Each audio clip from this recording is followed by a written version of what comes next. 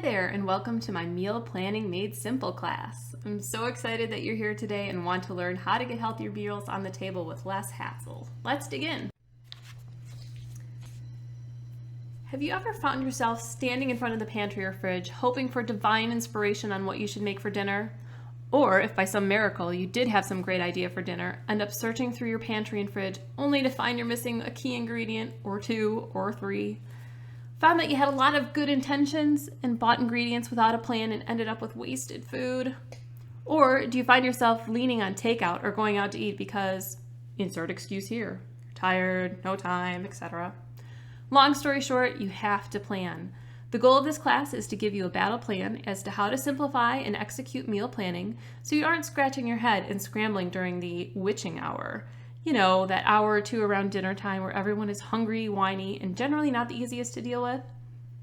I'm also going to provide you tips and tricks so you and your family can eat healthy with the least hassle and the least amount of time spent in the kitchen. Primarily, we're going to be talking about dinner here, but planning ahead applies to breakfast and lunch too.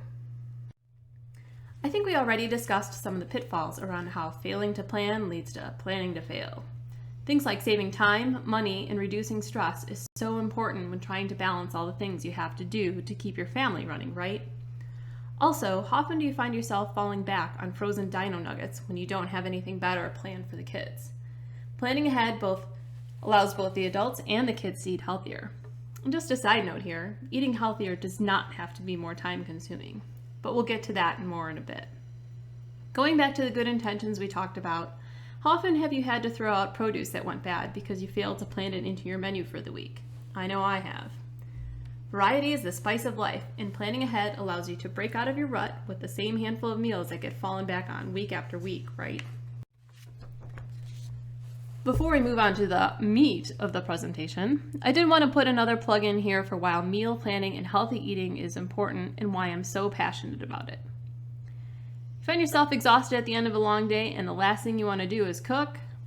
In a moment, we'll get into the details about how a little planning and a few kitchen hacks will make the sometimes dreaded task less painful. But before we dig in, I wanted to mention that if you haven't already checked out my video on nutrition basics and the real food diet, I strongly encourage you to do so. By eating real food that is blood sugar balanced and appropriate for your body, basically giving your body the proper fuel that it needs, you will have more energy. And with more energy and vitality, a lot of things become easier, don't they?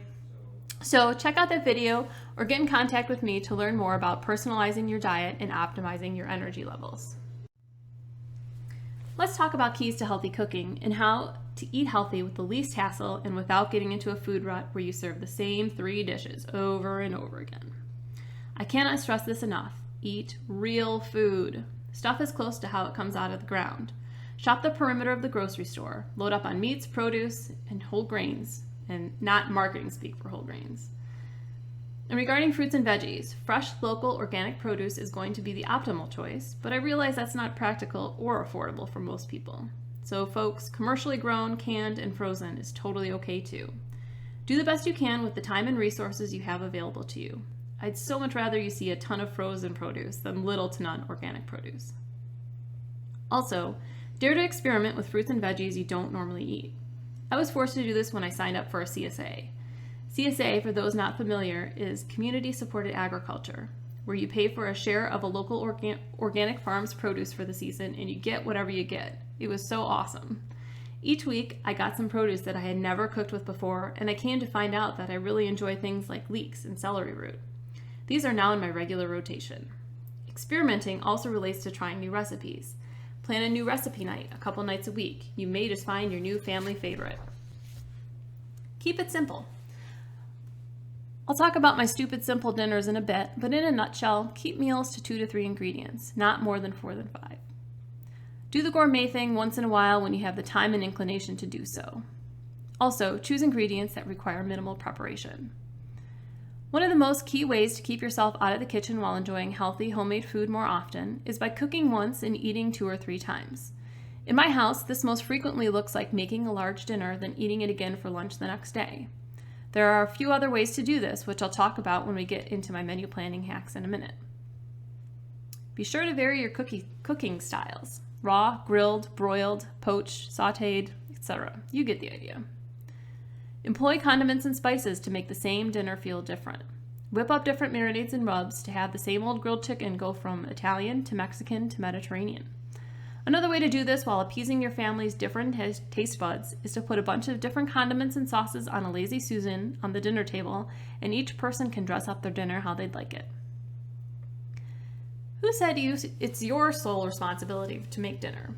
I've signed my husband up to cook 1 to 2 nights a week, and he often helps in the kitchen while I cook. Also, get your kids cooking. Have them help you chop with a kid-friendly wavy chopper for the little ones. Measure and stir. This happens to be one of my picky eater tips, by the way.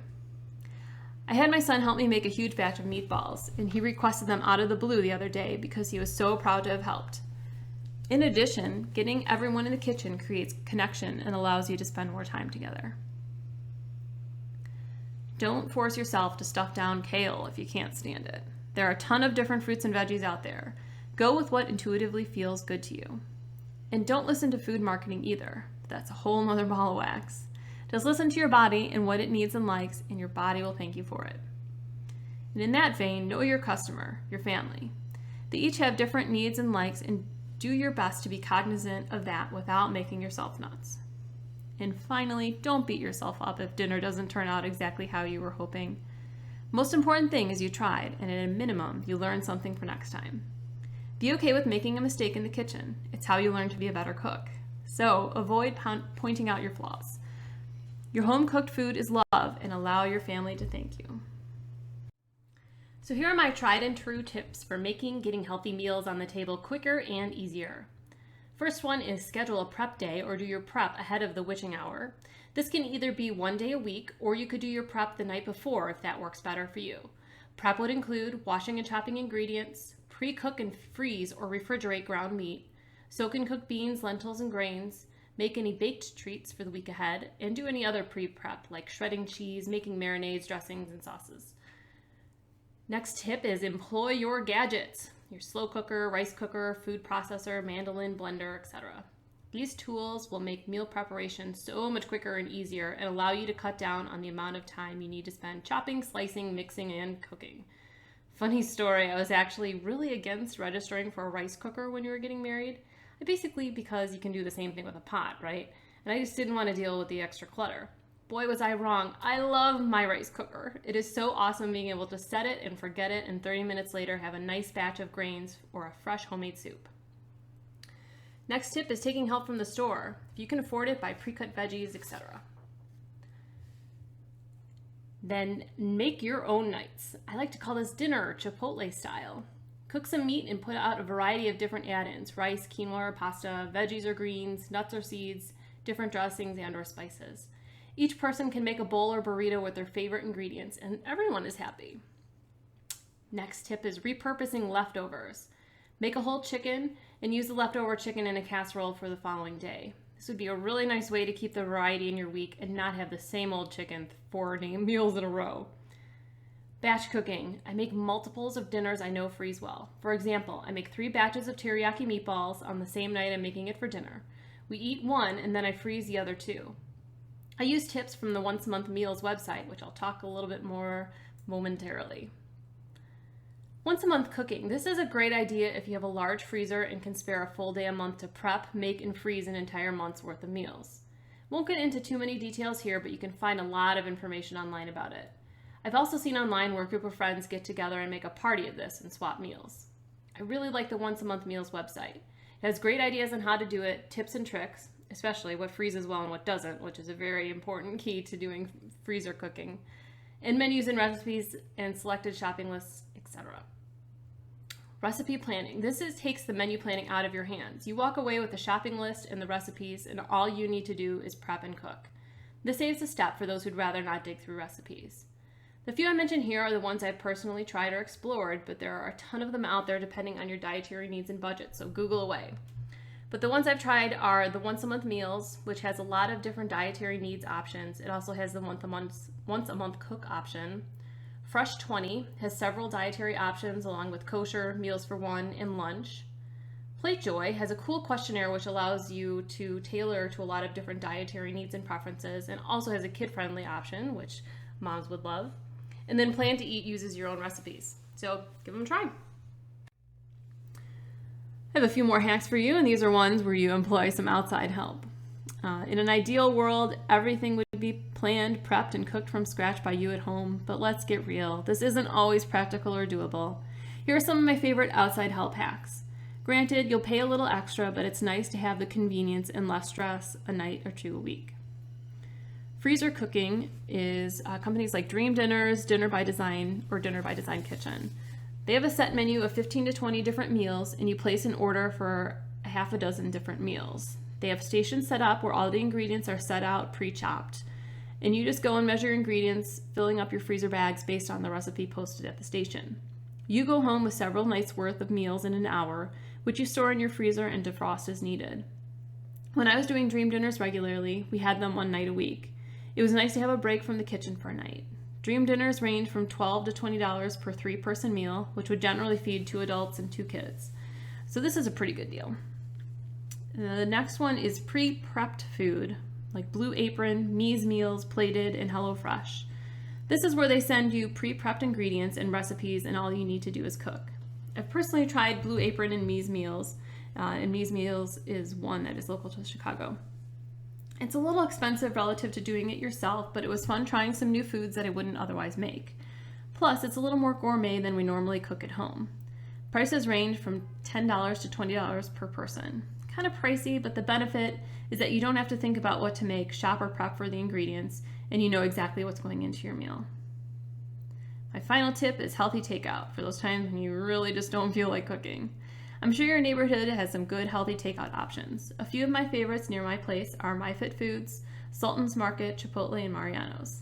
When traveling, I generally Google vegetarian restaurants because they lean towards healthy fare and usually offer non-vegetarian options as well. Pantry staples are an essential component to successful menu planning. Having a good amount of healthy pantry staples on hand make putting dinner together on a whim without having to go grocery shopping for any additional ingredients easy. Things like rice, beans, frozen veggies, nut butters, vinegar, spices, etc. can easily be whipped up into a simple dinner when you don't have something planned. Keep a running shopping list on the fridge and add your staples to it as you run out. Another thing I like to do for pantry staples is buy in bulk and or order online and auto ship on the items I use most frequently. It saves money and time in the process. Check out my list of pantry staples on the class page. So let's get into nuts and bolts of menu planning. When it comes to figuring out what the family is going to eat for the week, planning is the key to success. Set aside at least 30 minutes to put together your list of meals and shopping list for the week. Make sure it hits your calendar or is at the same time every week so you actually do it. Create a master list of meals by category, like poultry, beef, meatless, etc.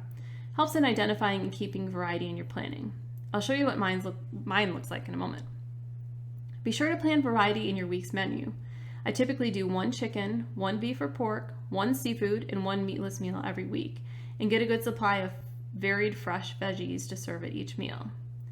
If you don't want to have to think about meal planning every week, an idea that I came across is to come up with a master list of meals, of 14 or 21 meals that you'll repeat every 2 or 3 weeks. You could keep your meal plans if you go beyond the 14 or 21 days and repeat seasonally, etc. And essentially cross meal planning off your to-do list for good. I generally don't like getting into too much of a rut, so I plan 1 new recipe every couple of weeks, and I also like to plan what I have a taste for on any given week, so I personally don't go by the repeating 14 or 21 meal plan. I'll be honest, sometimes I get into a rut or have an off week where I don't create a list before I go shopping. Yes, it's true. Often it's a timing thing because, as you know, getting out to run errands kidless sometimes happens at a moment's notice. And, frankly, sometimes it's laziness. On those weeks, I end up reverse menu planning, where I go to the store without a planned menu in hand. I'll pick up whatever looks good at the store with a few of my favorite recipes in the back of my mind. The benefit of this is I can pick up the freshest produce and best values that I don't have to hunt for odd ingredients that I don't usually have on hand for that one special recipe I was planning on making. On these weeks, I often end up serving stupid simple meals, which I'll talk about in a bit. Either way you go about it, shopping with your menu planned and a list in hand or winging at the store, it is super important to put your calendar menu together, either ahead of shopping or once you get home, because flying by the seat of your pants at the end of a long day is a recipe for disaster. So here's my master list of meals. I basically pulled out all of my cookbooks and my recipe binder and started a list of meals that I made the most frequently and were family favorites. The list I actually keep near my menu calendar, and it also includes where I can find the recipe. Another idea to take things a step beyond this would be to create a list of ingredients that you need that are perishable and or beyond your pantry staples to facilitate generating a shopping list. The Plan to Eat recipe planner website that I discussed earlier basically does all of this for you, creates your master list and also an associated shopping list. So here's how you do it. Pull out your weekly calendar. I actually print out a blank Google Calendar and fill things in with pencil, and start by filling in known activities for the week that will have an impact on dinner plans. In my example, I have a work dinner on Monday, Sam has little kickers on Thursday, and we're celebrating Grandma's birthday party on Saturday. Then, fill in your theme nights. Meatless Monday, Taco Tuesday. In our house, we always either go out or order in sushi on Fridays. It's our fun family tradition. I always plan a variety within the week and a different meat, vegetable, and carb each day. As you'll see on my calendar, I have chicken planned for Sunday, turkey on Monday, a vegetarian meal on Tuesday, fish on Wednesday, and beef on Thursday. This prevents boredom, but is also good because it gives your body a variety of nutrients that it needs.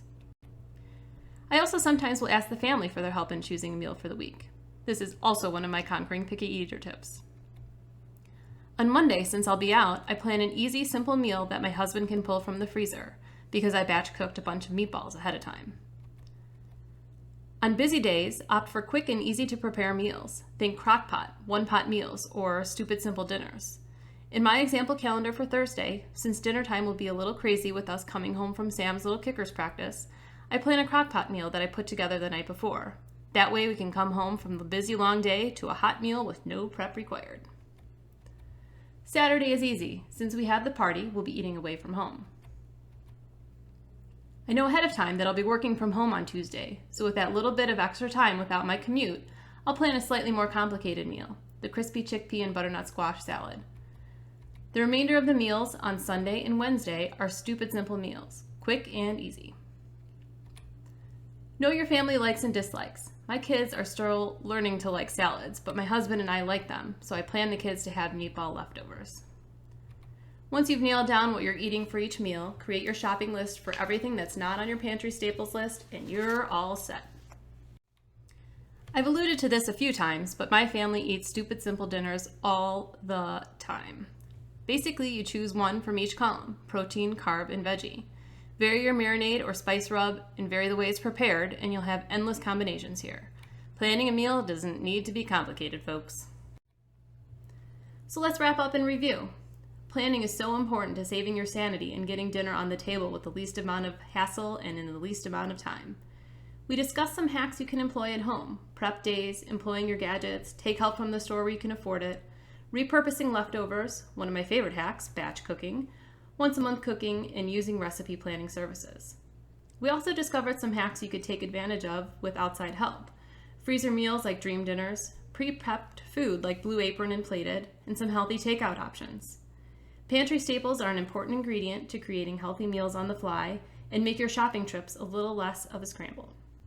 Set aside some time each week to schedule your menu planning is super important. If it's not on your calendar or a regular time each week, it's likely not going to get done. Don't forget to create a master list of meals to facilitate the planning and help you keep variety in your menu each week.